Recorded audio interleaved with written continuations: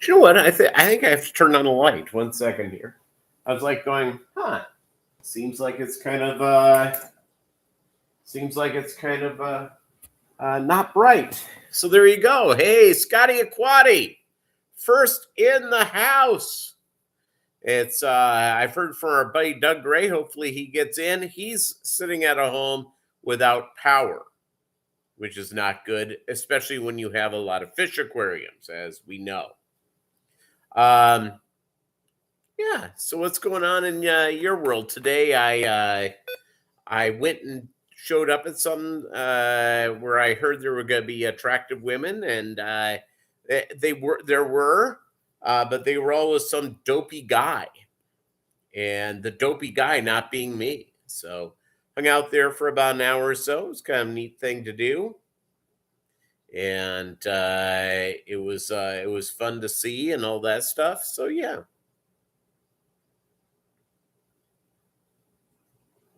Again, I always appreciate you guys saying hi, your likes, and your conversation. So yeah, so good times.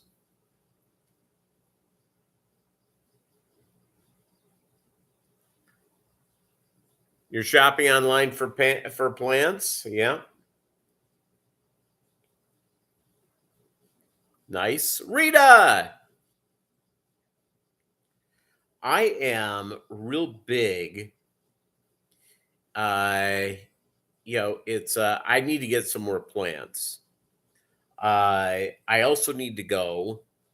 I just have more stuff to do. I took this last week off. Oh boy, did I need that. Today, Maggie's at daycare. So when I'm done here, I'm gonna go run an errand or two, do a couple things, and go pick her up.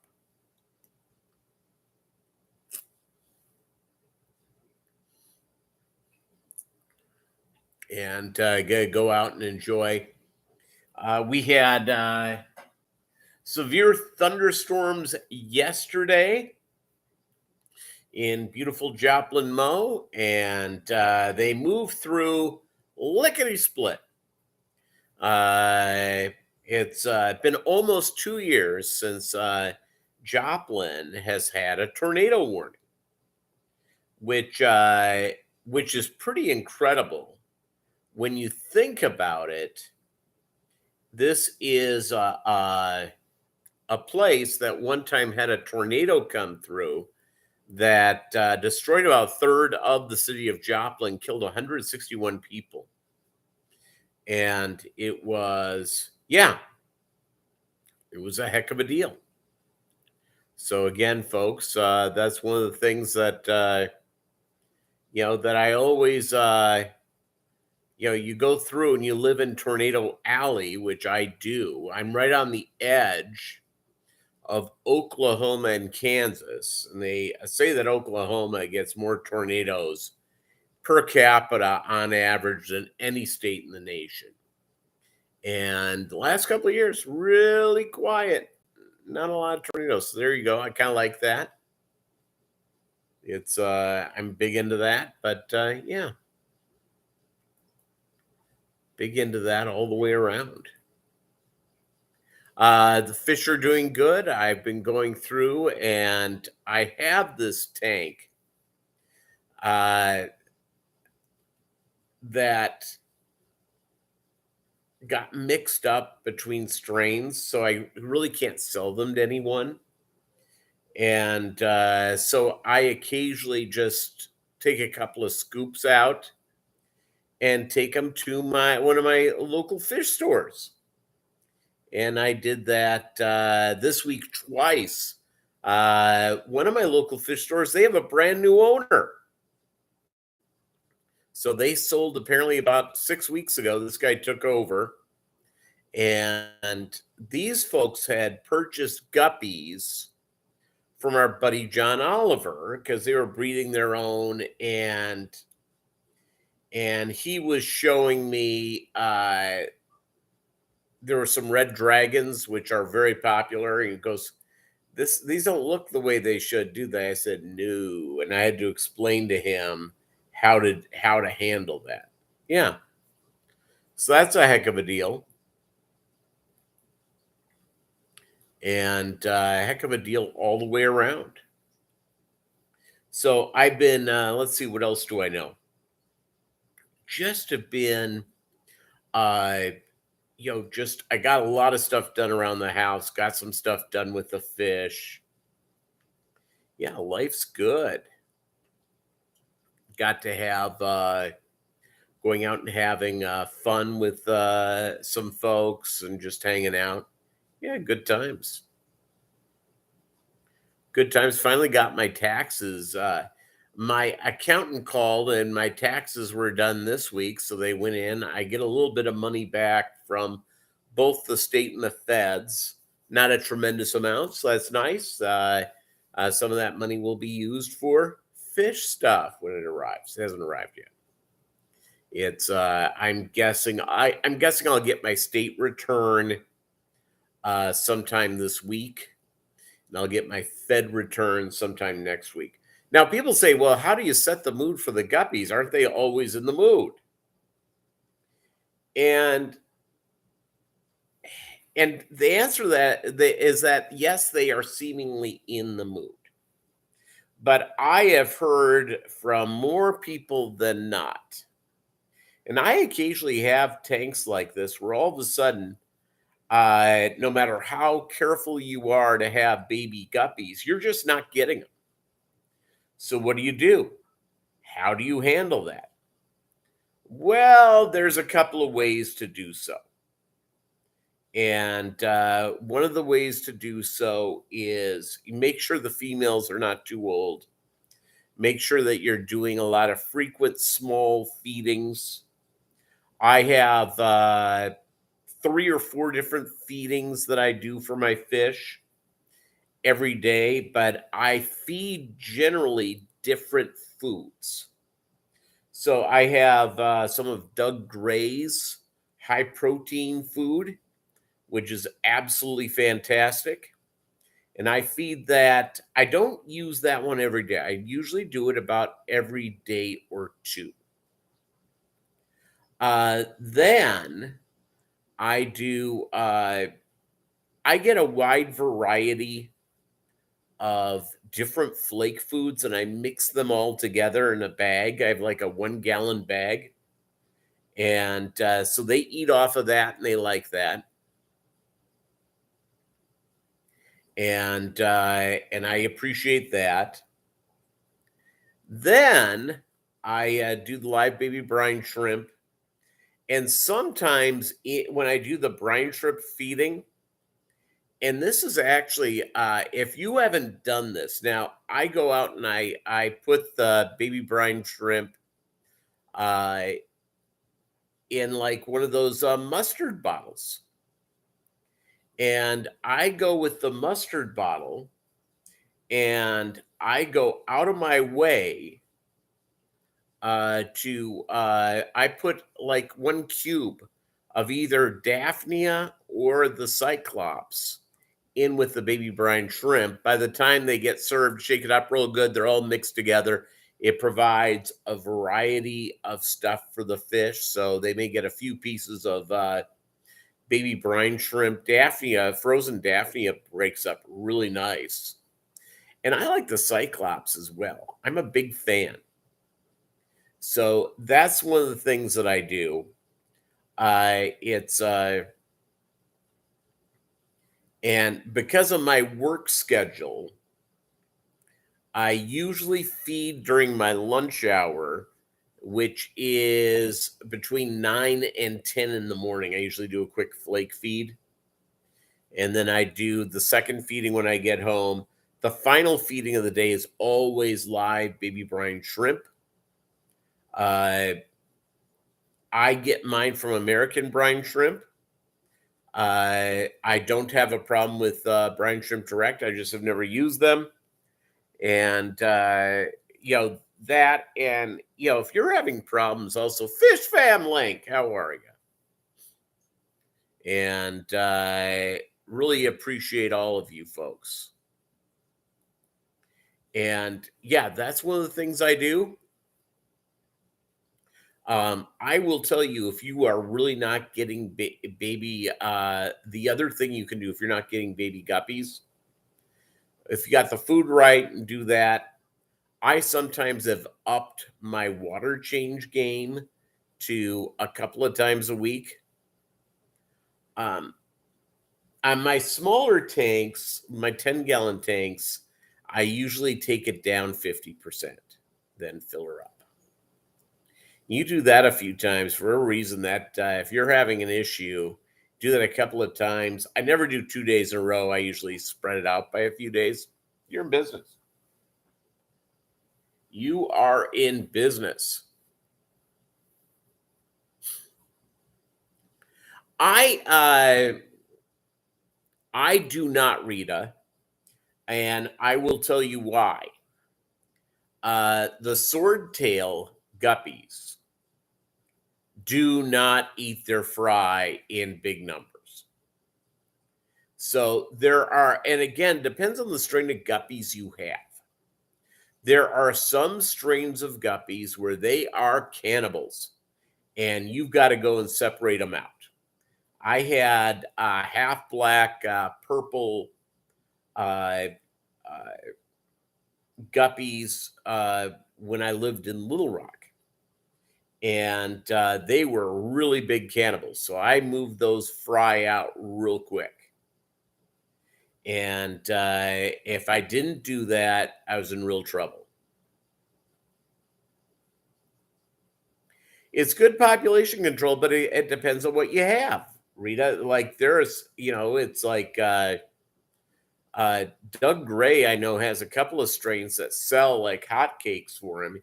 He needs all the fry he can get. So separating those are really important. So there you go.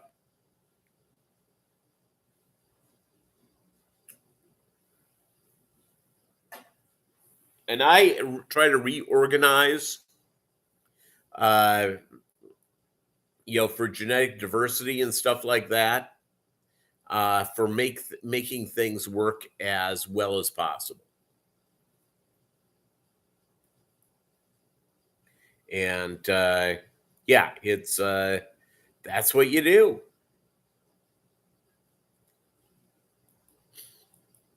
Genetic diversity is a heck of a deal to have. And so, they say, by the way, if you have a string of guppies, if you read IFGA, International Fancy Guppy Association documents, they say, and I'm not going to argue with them on this because I think there's a lot to be said about it, is having 9 tanks per string.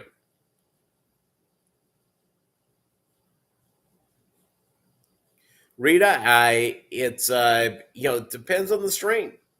Some of them, you're looking and you go, it looks like a bunch of females, and you wait a few days and all of a sudden, boom, the males pop out. Depends on the strain.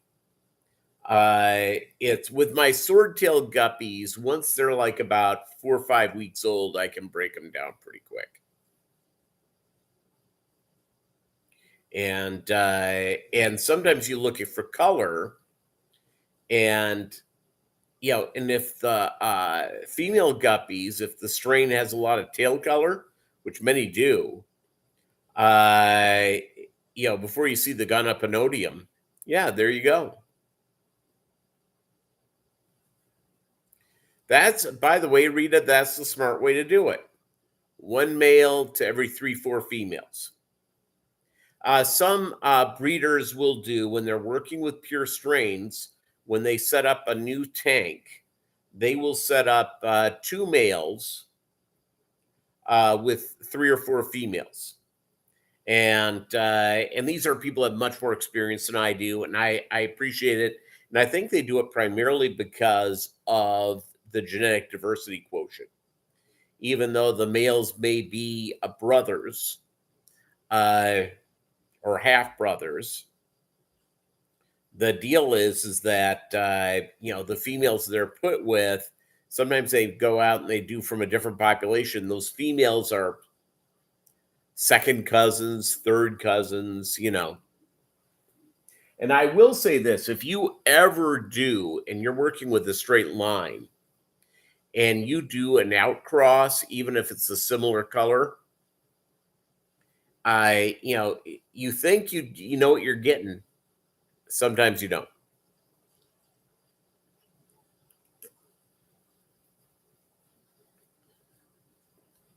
Well, if you don't, Rita, breed him to his daughters,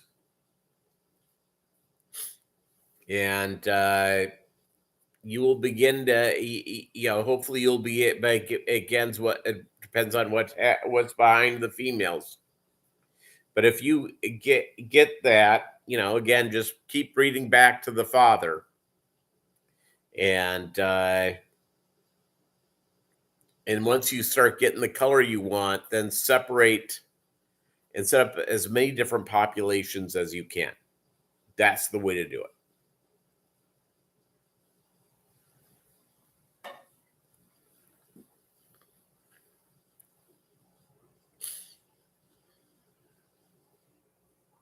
Let's see, what else do I have going on? The other thing is that when you're going in and you're playing around with crosses, with stuff like that, and the deal is with mutt guppies, I'm going to give you a couple of things. Here's a couple of things that are not necessarily true. They will go on, you'll hear people say, oh, they're genetic diversity and they're healthier.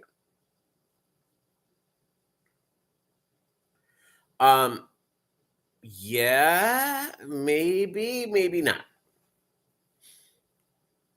The one thing about the pure strains, and when you work with them, you understand what you're supposed to be getting. It works really well. It's a heck of a deal. So just keep an eye out on that. Genetic diversity, it's really important to have, but when you're trying to get better, if you're trying to get better looking tail, if you're trying to do a larger body and all that sort of stuff, a lot of times it is line and inbreeding that helps make those traits happen. I'll give you a thing, a part of the body of the guppy is that thing between the body and the tail. And I think they call it the peduncle. And a thicker peduncle holds a bigger tail if you're doing like the big delta tails. And that's what they're after. And a lot of times breeders will go out and they'll pick their breeders purely, obviously on color and all that sort of stuff. But the size of the peduncle is, that is about as magic as you can get.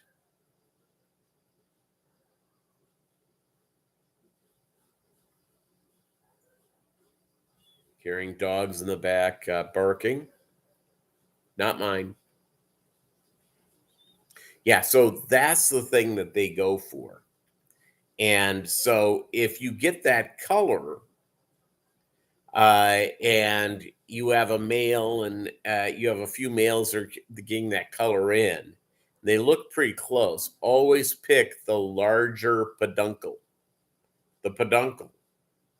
It's fun to say.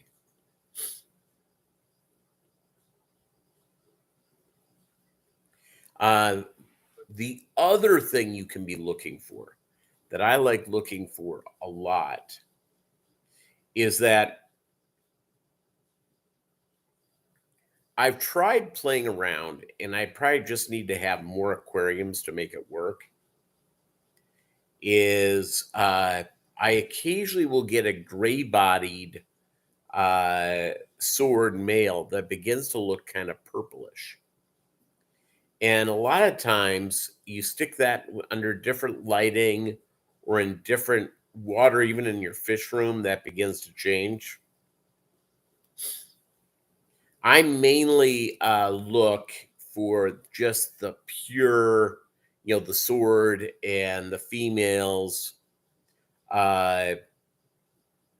sword-tailed guppy females can get as large as the delta tail females, but it takes a while. They don't grow nearly as fast or as quickly, but once they happen, they happen. So there you go. The other thing is that I'm playing around with the California Reds, which I will have available for sale, and I've set up 4 different populations of them, and I will have them in about 7 different stuff. Oh, Rita, I think it goes back. I think that was one of the first, or a very early strain of guppies. Mainly because I think with the original wild guppies, I think a couple of them just showed up with swords, and as they're playing back, I think that's actually the big delta tail that took forever to come in. That really became popular. I don't know. It's probably about 50, 60 years ago. But yeah, the swords were probably relatively early. In fact, if you look at the variety of tails that used to be with guppies, there's a couple of them that I have never seen. Hold on, I just got a notification. Let's from ALEXA. Let's use this. One new notification from Alexa News. From Fox, new details emerge in the arrest of the suspected Gilgo Beach serial killer. No. Want to hear more about this? Yeah, I want to hear about that news story. So there you go. Hold on. And I'll tell you what. Oh, you didn't know they were guppies? You got sword-tailed guppies? You thought you were getting sword tails. Yeah, sword tails. That was an early fish for me. That was a fairly early fish, and I still really like them. Biggies, what's up, Mark?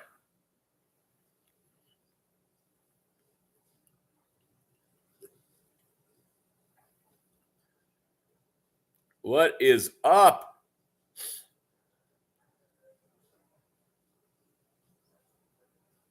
I'm hearing dogs in the back barking like there's no tomorrow. Not my backyard, I don't think. That's somebody got through a fence.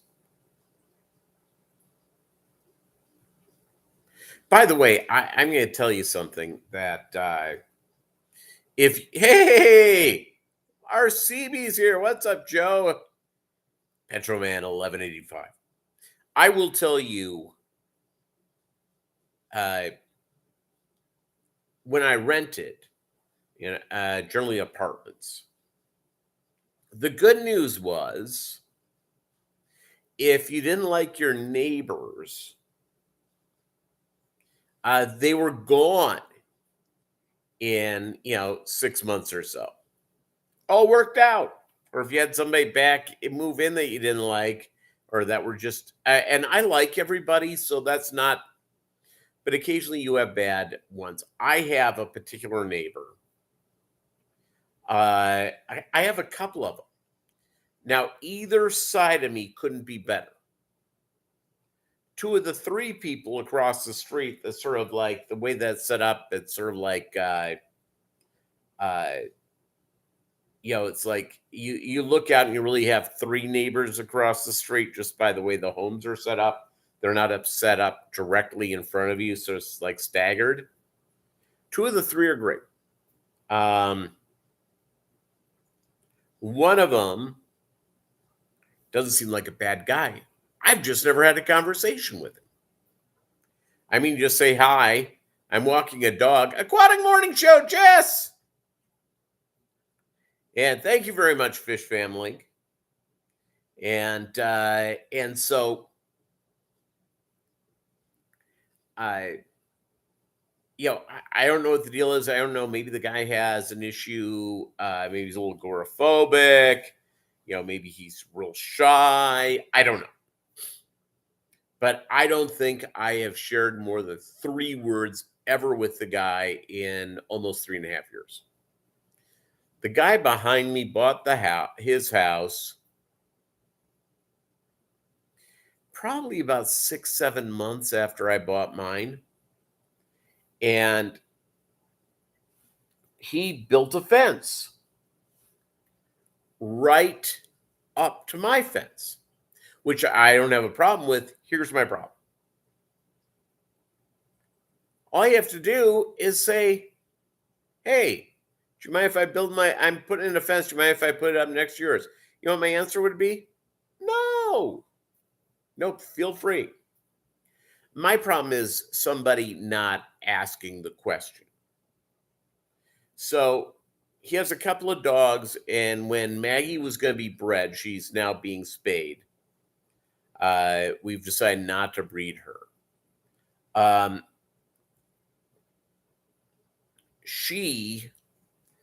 had to ask him, I said, are your dogs neutered? I mainly had to figure out which dogs in the neighborhood were neutered or not neutered or what have you. And this guy sat there and lied his butt off to me. He goes, yeah, I built a fence and I put a space between our 2 fences. No, he didn't. He did not. He just sat there and lied. So one of the neighbors is fixing his fence. And it's much older. He and his wife have lived in the neighborhood even before my home was built. So he's going through and replacing section by section on nearly all of his fence. And, and he was like saying, hey, what about, he's trying to figure out what to do with the guy. And I said, I have no idea.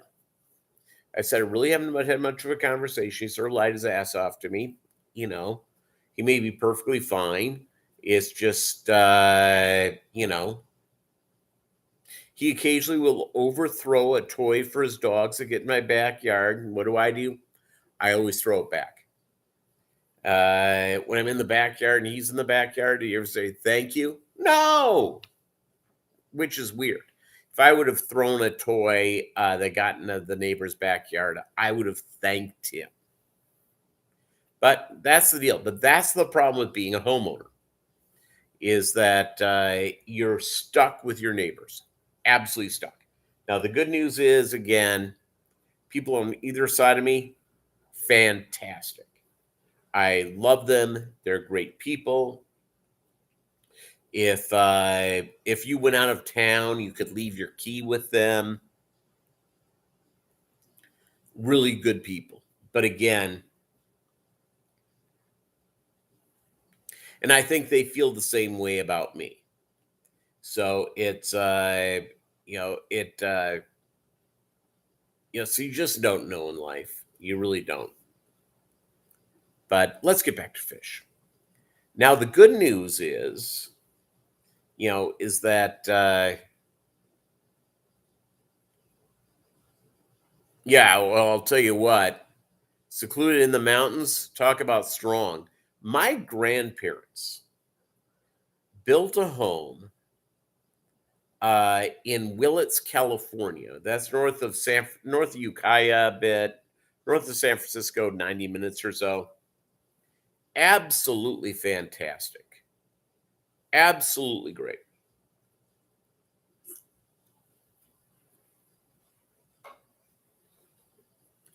Melvin, what's up, buddy?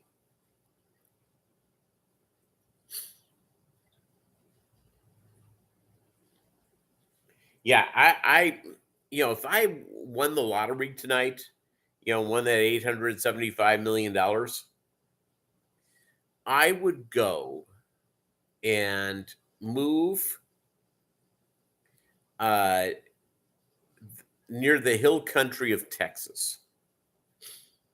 And I would get a couple hundred acres, and try to find a place where I can get good internet with it, which you can, just depending where you are there. So there you go. That's what I would do.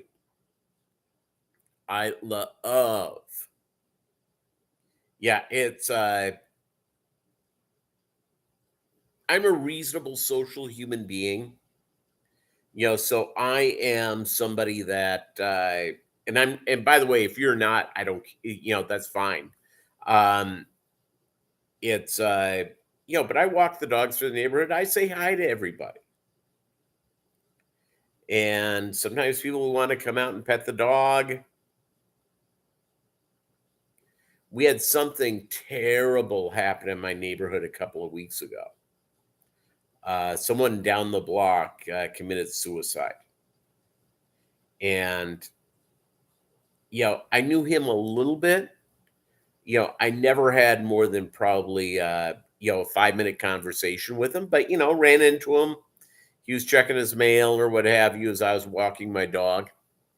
We would talk a little bit and, seemed fine, but apparently had some stuff that wasn't going well for him, which is sad. And of course, there's no reason a permanent thing for a temporary problem. We all have things happen in our lives. So if anybody's suicidal, talk to a professional, get it worked out. It's all good. Is that you go out and enjoy your life. And we all have things that don't go well in our lives. It's happened for me. It's happened for basically everybody. And that is something that we should be all watching carefully and just be real careful.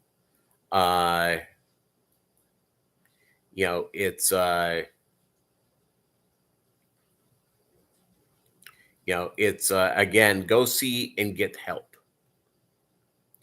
And that is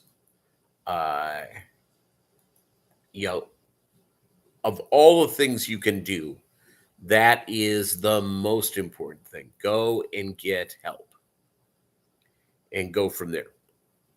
And I really didn't know this guy at all. And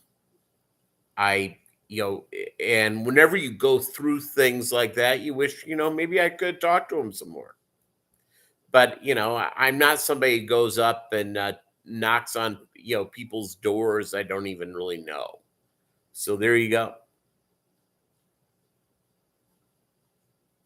And so that's my, sort of my helpful hint on that. During vacation, did a lot of walking, which was strong. It's, I work an office job, which is relatively, obviously sedentary. You're sitting at a desk. I sit at a desk 8 hours a day. And I do work from home. So I'm sitting on the couch with my laptop. I'm doing work like that. So I like to go for big walks. So this week I went for, I did almost 5 miles yesterday on a walk. Took my dog with me. And we went for about a 5-mile walk, which was terrific. It's did 4.5 miles a couple of days this last week. I took Thursday and didn't do the big walk thing. Yesterday I did. Today, Maggie's at daycare. And I think by the time I pick her up, I have errands to do. And because I have errands to do, I may not do the big walk today, but tomorrow I will. I'll take her for a big, huge walk and do that. I also may do, I may mow part of the yard, which will get me up to it. On my steps of the day, my phone's being charged in the other room. It's, I'm 3/4 of the way to my daily goal, which was nice, but it's relatively minimal. So yeah, get fish stuff done, do all that sort of stuff. Um, the one thing that I occasionally do now with your fish water, what do you guys do with it? When you fill up your buckets with water, now when I lived in an apartment, I just put the water in the toilet and said goodbye to it. Now that I live in a house, I generally water areas of the yard with it. What I do not do with it is I usually don't put it down the driveway. Just put it in the grass in different areas of the yard and figure it's going to help the lawn because it has nutrients in it, it has fish waste. That's what I generally do with it. But again, it depends on your living situation. If you're in an apartment, which I lived in for years, I owned a home and moved across the country for a new job. The company that I worked for moved me all the way across. I went from Greenville, South Carolina to San Francisco, and 11 months later, I was on my way to New York City. And it was, and to buy a home in New York City, even though my former spouse and I, you live in a condo down the drain? Yeah. My former spouse and I made pretty good money. If I said how much we made, you'd go, wow. But New York City, in the New York metro area, if on that income you can buy a home, but you're about an hour out of the city. And for me to be commuting 2 hours, 2.5 hours every day on trains, riding out, either like just outside of New York City, like in Westchester and stuff like that, or into New Jersey, which I knew a lot of people who did that. A little too far all the way around. Even though I really, really, it's so I went, the ex-wife and I moved to San Antonio. We split up. I went to Little Rock. I was about to buy a house. And then the company I worked for did a layoff. So I moved here. And once I was here a year, bought the house. And I am not, unless I win the lottery tonight, I'm not moving. I am not moving all the way around. I like exactly where I'm living.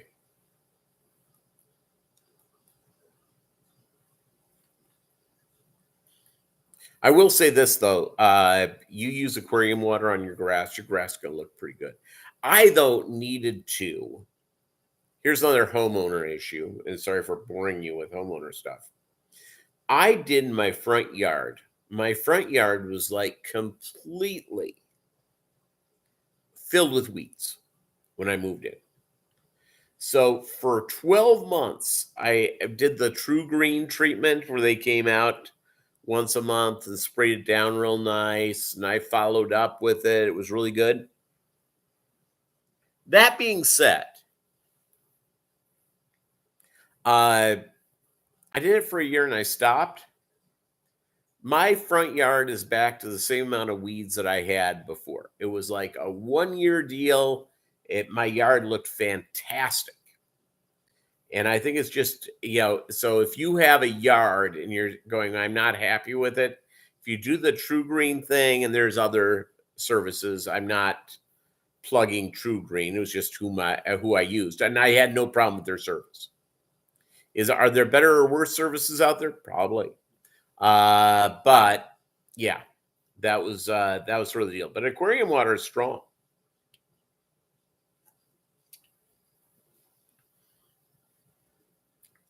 aquarium water is real strong.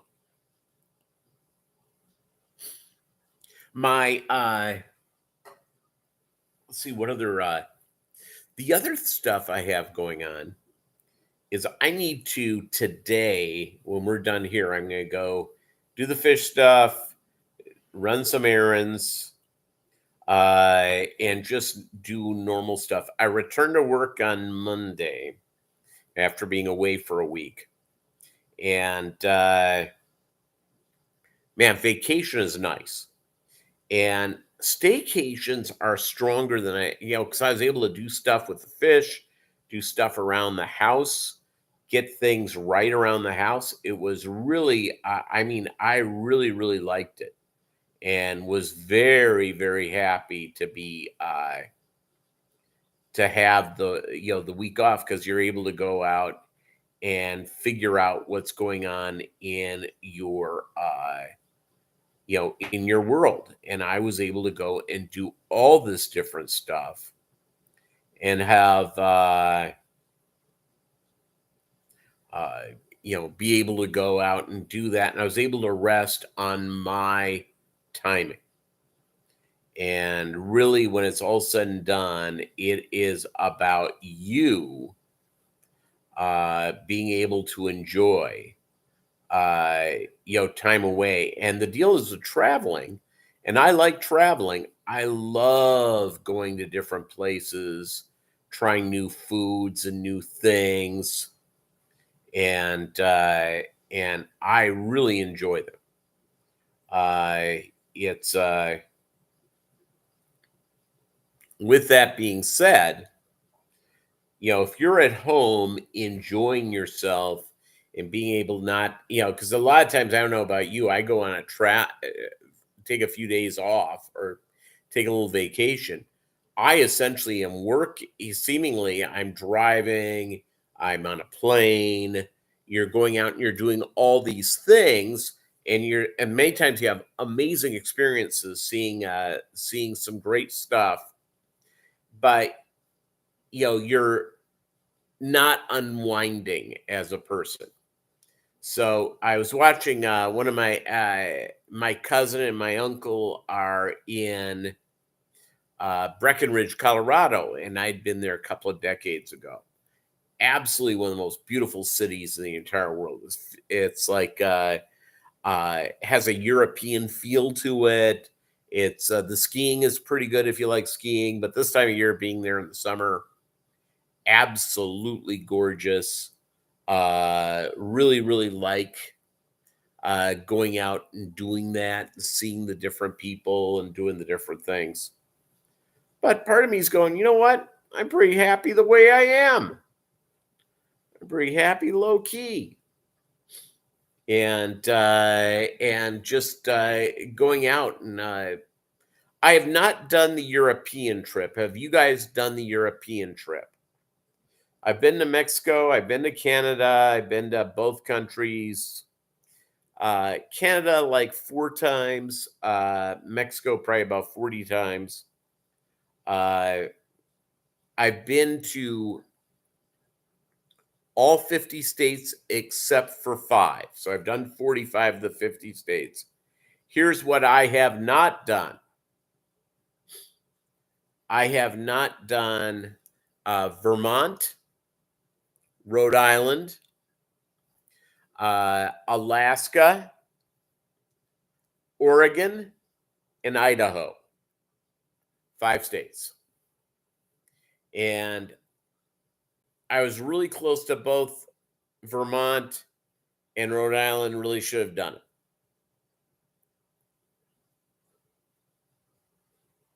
Love me some Vermont, and I love me some Idaho.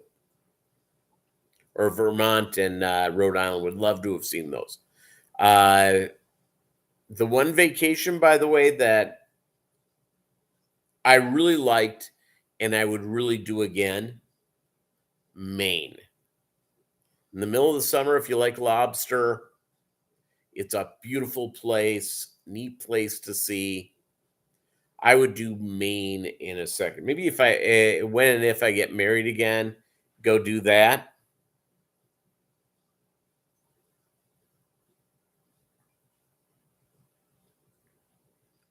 go out and do the whole Maine trip again. Yeah, it's strong.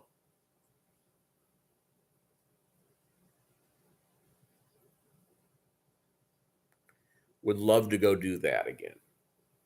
I did Hawaii, which I think is fun. I'm not necessarily a beach guy.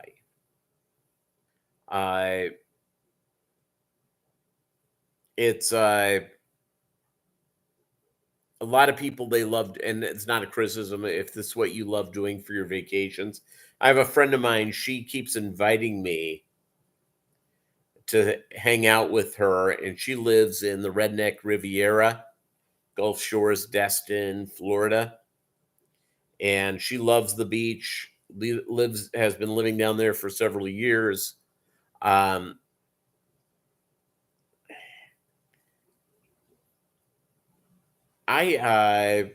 prefer the mountains over the beach. Colorado's amazing. Montana, Wyoming.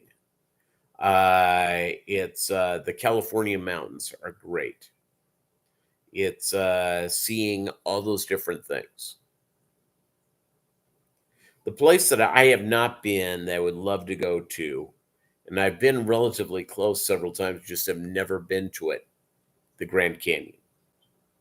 I've been to Yosemite. I've been to all those different places. And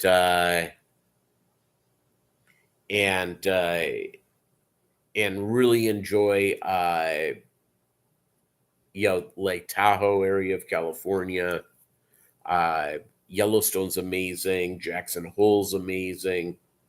Really, really beautiful places. And that's one of the things that I just I would love to go do that I just haven't done. And just to go through and get things, to go out and do the mountains again. The mountains are awesome. Absolutely awesome. And I appreciate going to the mountains. Really, really do love them. It's a great place to go.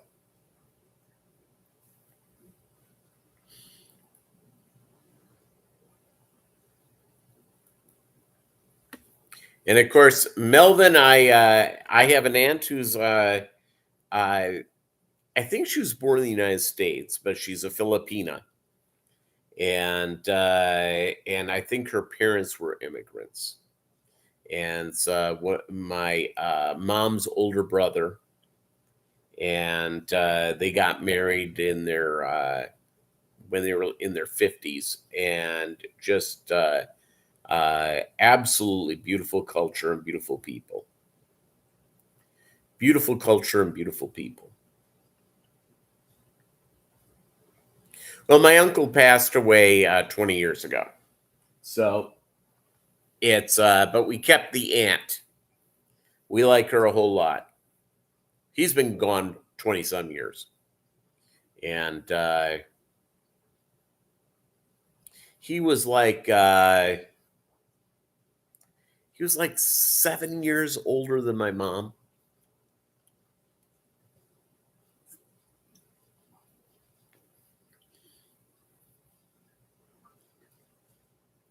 And the unfortunate thing is that they're doing a high school reunion that I couldn't make. I guess I could have, but I didn't go.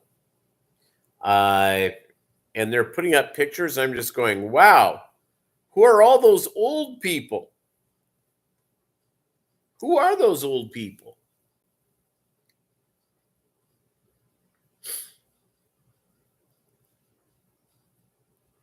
Yeah, you do that high school graduation stuff or high school reunion stuff.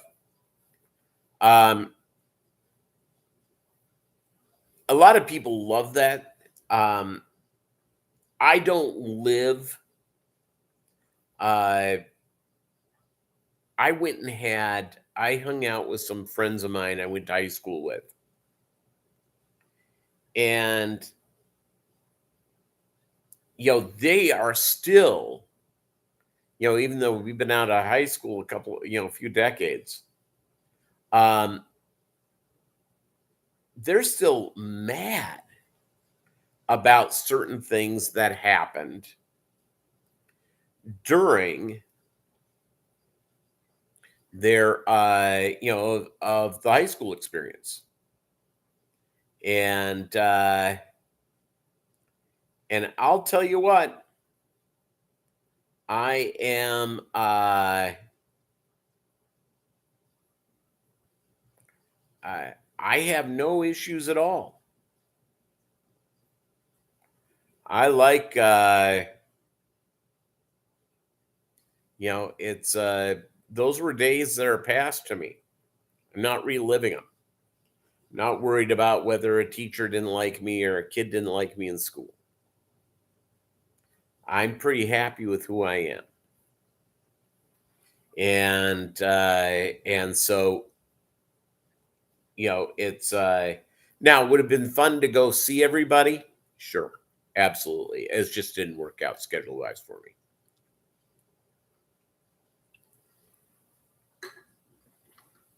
And some of these are really good people. It was, it was funny. I had one of my high school upperclassmen, and this is the beauty of Facebook, wrote me this sort of long note apologizing for, something that happened. It was not that big of a deal. And I even forgot about it, but apparently this was on his conscience forever. So he was apologizing for something I don't even remember. And so obviously it had more of an impact on him than it had on me. And I just sat there and I said, I forgive you. Move on. It's forgotten. Move on. Let it leave your conscience. And going from there. Because we were all, when you were in high school, junior high, elementary school, you were creepy to other people and people were creepy to you. Just the way life is. And a lot of people go out and they make mistakes and they'd say things that, or they may have done something at a time. And that was creepy. I'm not trying to say of, something really, truly horrific, because I know that happens. That being said, yeah, I just don't have a problem with some of that stuff. All right, gang, I got to get to doing what I got to get doing. Thank you so much and hanging out. We'll see you next weekend and have a beautiful, beautiful July day.